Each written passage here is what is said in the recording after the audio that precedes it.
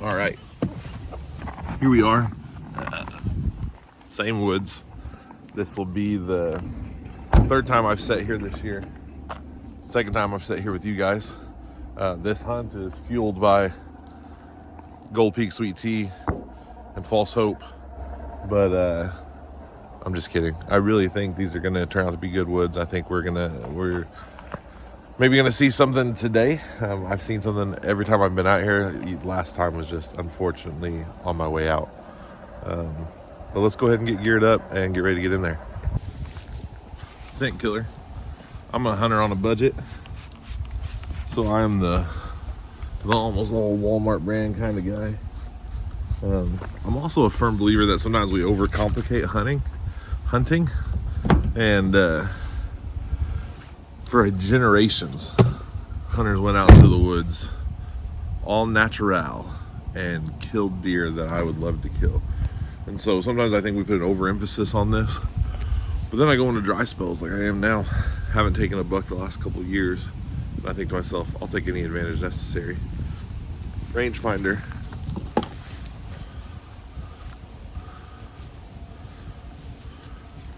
Binos. I told you this is Big Jeff Outdoors. I'm too big for the bino harness. My release, right-handed. My pack with odds and ends and essentials. Mainly snacks. My Gold Peak Sweet Tea fits firmly into, it's this pocket. I'm about to put it in my pant pocket. Into my side pocket. In which case I zip it up because I have a big fear of dropping it out of the stand one day. And then most importantly, PSE Evo. So I should be the only one hunting these woods, unless we run into some poaching problems. One other young man from my church, whose family actually farms land around this, he definitely has permission to be out here, but I've kind of talked to him beforehand to make sure we don't run into each other. This wasn't on his radar, and him and his dad gave me permission. Anyway, shouldn't run into anybody else, so I felt fairly confident to leave my climber out here. Also, honestly, like I said before, I'm a cheap hunter. It's an old climber. I don't even know who would want it anyway. But we're gonna go grab the SD card out of the camera so we can check it when we get home. The one I pulled in our last hunt had nothing on it. Not in the sense that it didn't see anything, but it didn't take any pictures.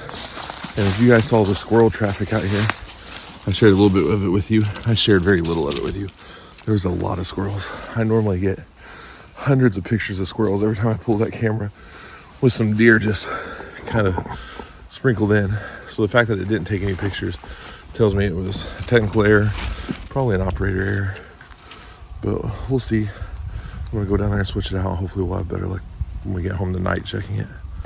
So update, it was in fact an operator error, and I just was not formatting my SD cards correctly, I believe, but better luck next time.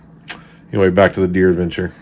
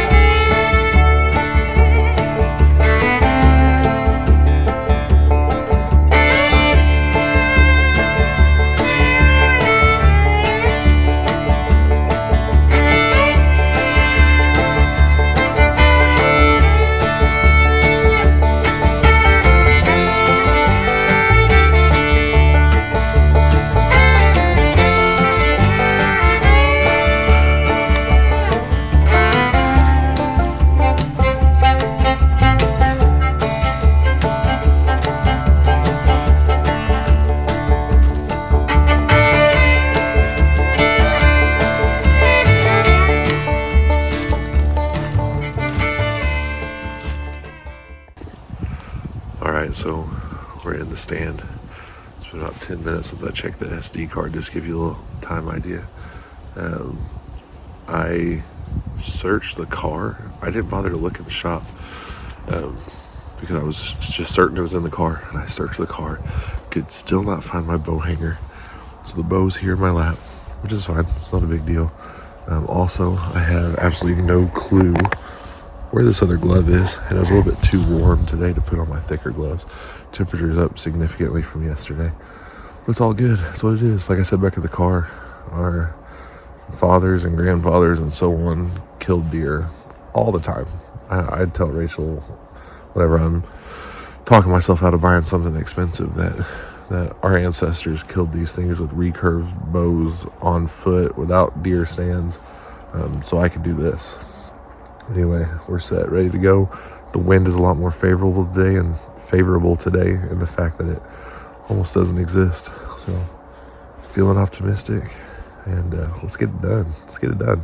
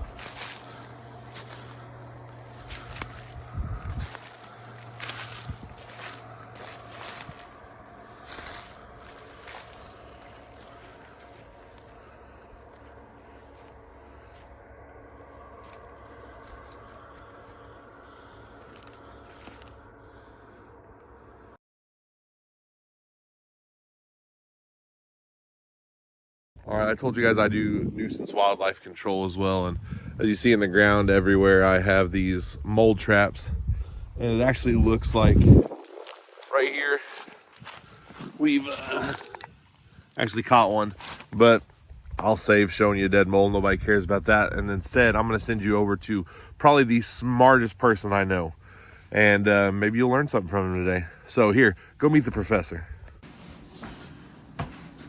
Howdy, I am the professor. Welcome to my classroom. Now you may be asking yourself, how do we know this guy's really a professor? Well, I have on a sports coat, and I have a pointer. Now you might be asking, why doesn't he have real pants on? To which I would say, mind your own business. To which you might say, this isn't even a real classroom. To which I might say, everywhere's a classroom, if you're dumb enough. All right, if you're here, it's because I'm supposed to be learning you something. So here's what we're going to learn about today. If you watched our last video, you saw where Jeff showed you the rubs out in the woods, and we're going to talk a little bit about those rubs today. What are rubs? We are looking for this kind of sign out in the woods caused by male deer, big bucks, rubbing these trees, rubbing all their bark off with their antlers. Now, if you're anything like Jeff, you may have been hunting for years and have no clue why you're even looking for this. You see it, you know there's big bucks in the woods, but why does it matter? Why do they do it? What are these weirdos up to?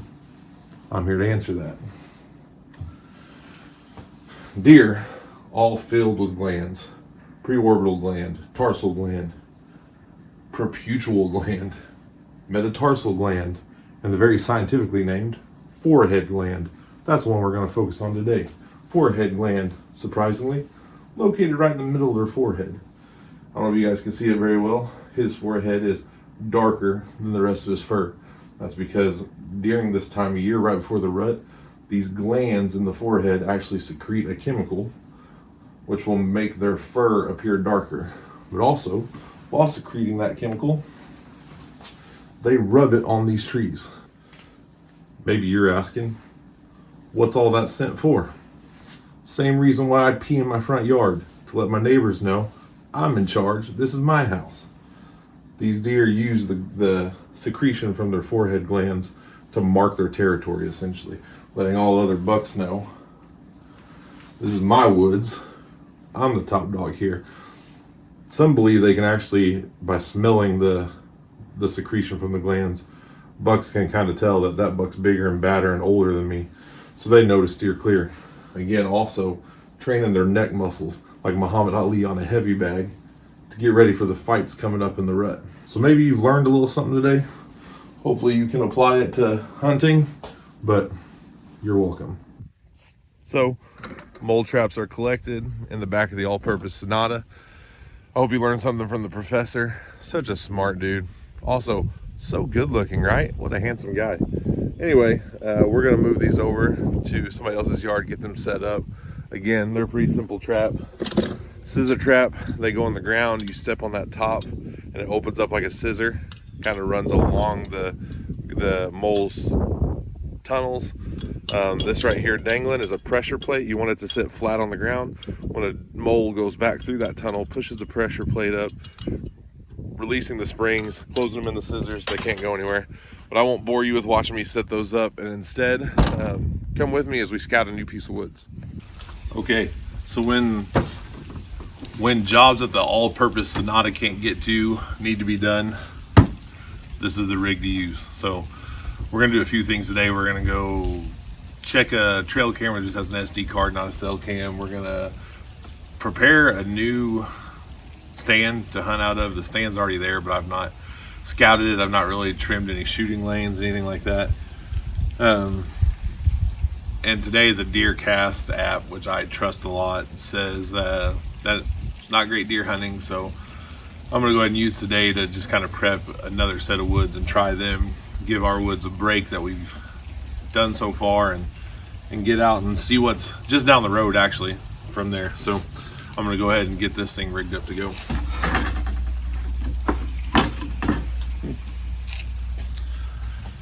All right, with that we're good to go.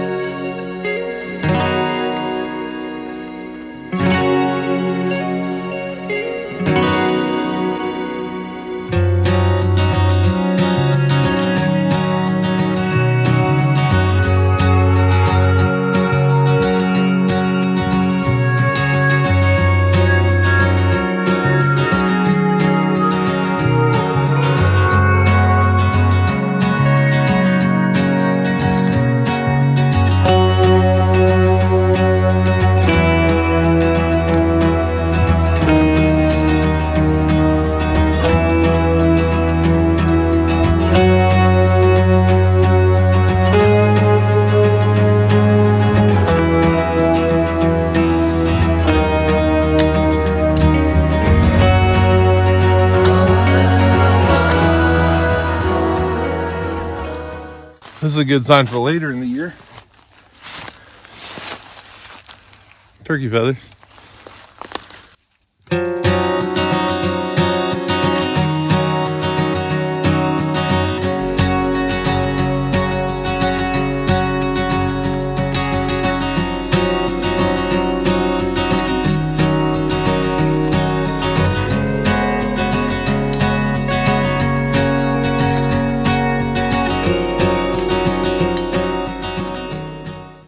I also took a big thorn through my hay dude a minute ago, and my foot is definitely bleeding in my sock right now. But the show must go on.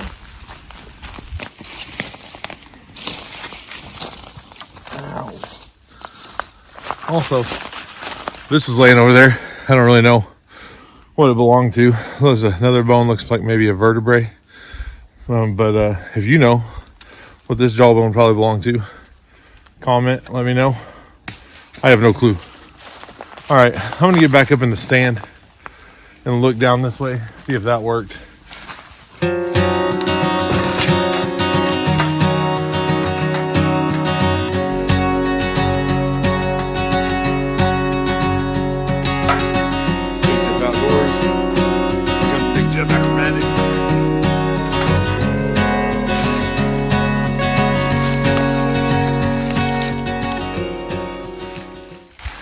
First, I thought I lost my machete, so I had to backtrack, and it's right here.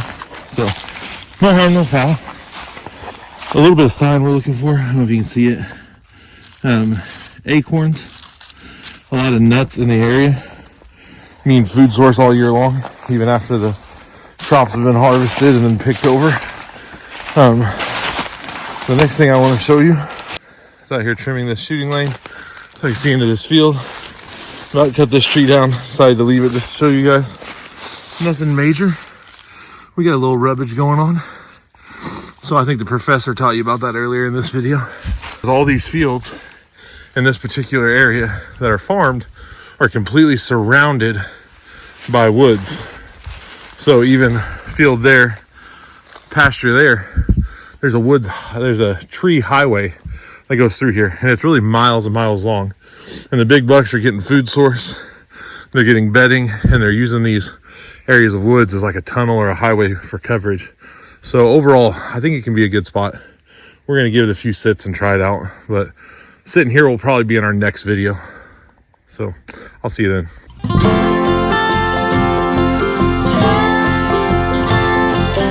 All right, that's it for this video. I think I've decided to dub these first few videos on the channel as Deer Quest 2024. So if you haven't already, like this video, subscribe to the channel, and follow along as I work as hard as I can to bring home a Southern Illinois whitetail, all right? And remember, of these three remain, faith, hope, and love, but the greatest is love. See you next time.